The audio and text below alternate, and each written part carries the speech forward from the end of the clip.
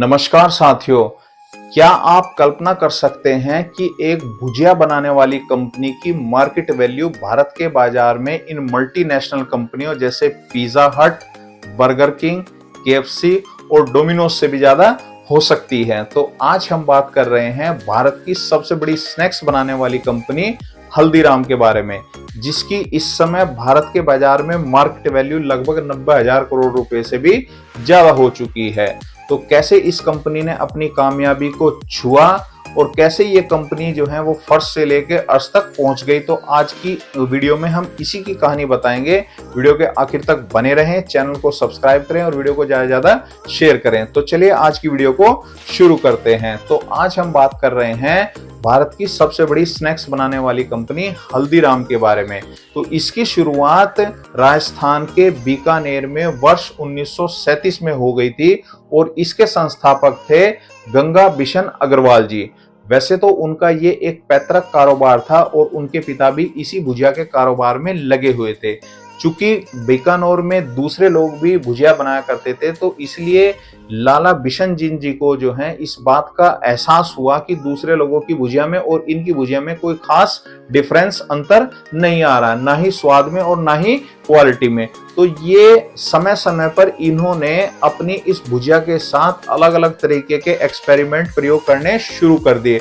और वैसे लाला जी ने जो है वो मात्र 11 वर्ष की आयु में अपने पिता के साथ इस कारोबार में सहयोग देना शुरू कर दिया था। तो जैसे जैसे ये लगातार एक्सपेरिमेंट शुरू कर रहे थे, अपनी भुजिया के साथ कर रहे थे, तो इन्होंने बेसन की बजाय मोट दाल से अपनी भुजिया को बनाना शुरू कर दिया और वही इनके कारोबार का एक टर्निंग पॉइंट साबित हुआ।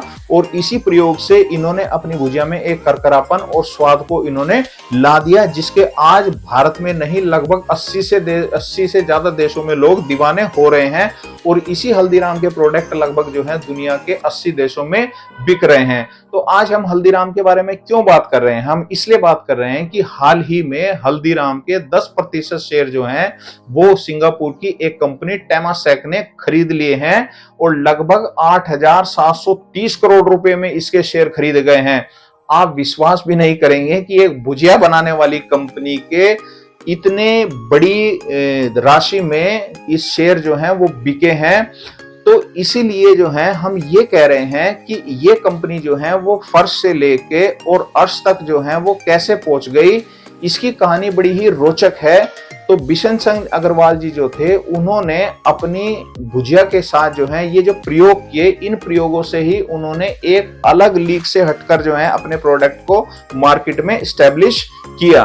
और आज की डेट में मैं आपको बता देता हूं कि भारत के बाजार में जितनी भी एफएमजीसी कंपनियां हैं, वो चाहे मल्टीनेशनल कंपनियां हैं और वो चाहे भारत की लोकल कंपनियां हैं, उन सभी कंपनियों में इसकी स्थिति सबसे मजबूत बनी हुई है।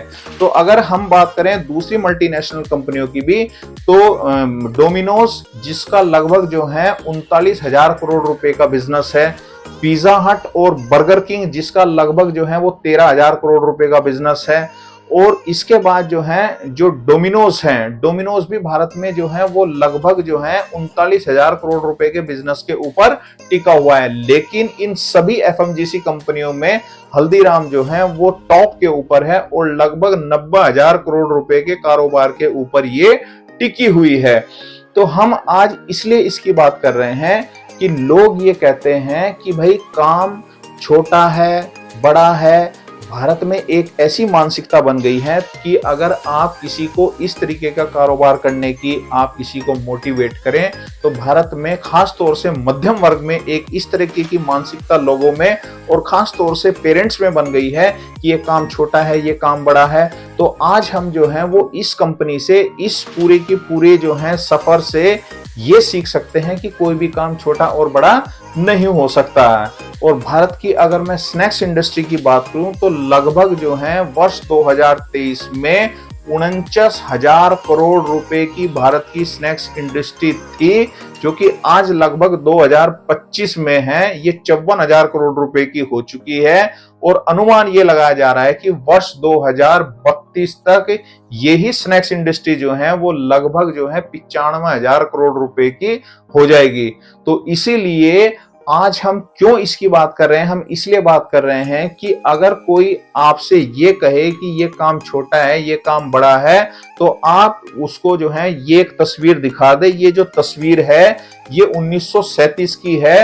ये उसी हल्दीराम की दुकान की तस्वीर है जिस एक छोटी सी दुकान में इस कारोबार को शुरू किया गया था।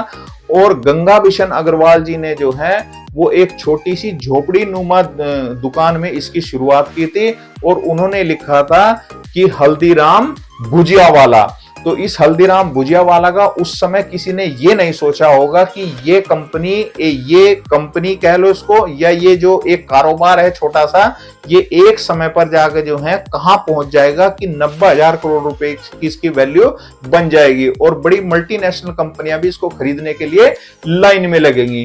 तो इसीलिए जो है हम इन सब चीजों से सीख सकते हैं कि कोई भी कारोबार छोटा या बड़ा नहीं होता है, उसको तरीका होता है एक प्रोफेशनल तरीके से उसको करने का। आपने कुछ ही हाल ही में कुछ एग्जाम्पल भी आपने देखे होंगे। भारत में गुड़ जो है वो आपने देखा होगा कि वैसे तो जो है लोकल चरखियों में वो बनता है और उसकी कोई वैल्यू नहीं होती है, लेकिन जब वही गुड़ जो है जब आपको जो है किसी मॉल में दिखाई दिए मिले तो आप समझ जाते हैं कि भाई इसकी वैल्यू जो है वो क्या हो गई है। तो इसीलिए जो है कोई भी काम छोटा और बड़ा नहीं होता। अगर आप उसको बड़े ही डेडिकेशन के साथ, बड़े ही दृढ़ता के साथ अगर उसको कर रहे हैं तो उसमें आपको कामयाबी जरूर मिल सकती है। तो आज आप इस वीडियो से और इन लाला बिशन अग्रवाल जी से सीख सकते हैं कि किसी कारोबार को कैसे खड़ा किया जाता है, कैसे जमाया जाता है और कैसे उसको कामयाबी के स्तर तक पहुंचाया जा सकता है। तो वीडियो आपको उम्मीद है पसंद आई होगी। वीडियो को लाइक करें, चैनल को सब्सक्राइब करें और ज्यादा से ज्यादा वीडियो को शेयर करें। धन्यवाद।